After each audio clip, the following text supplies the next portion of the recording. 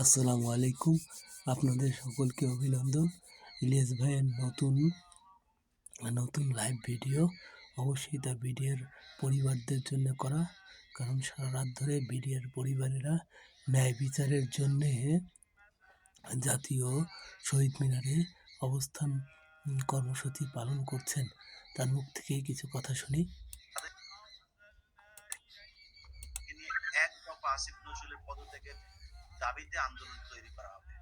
So আপনাকে আমরা খুব সম্মানের সাথে বলছি, আবারও বলছি, অনেক রাত 1:30 বাজে, এই 1:30 বাজে আপনি দেখছেন যে এই জায়গায় কিভাবে মানুষজন আপনার ঘরের কাছে সেভাবে শুয়ে আছে।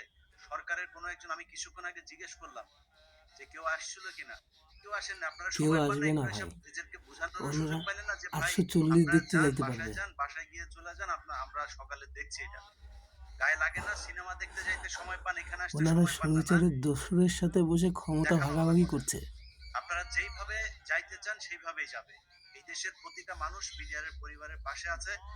যা দিয়ে প্রয়োজন হয় তা আমরা দিয়ে ন্যায় তাদের বিচার সাথে চাই, থাকবে।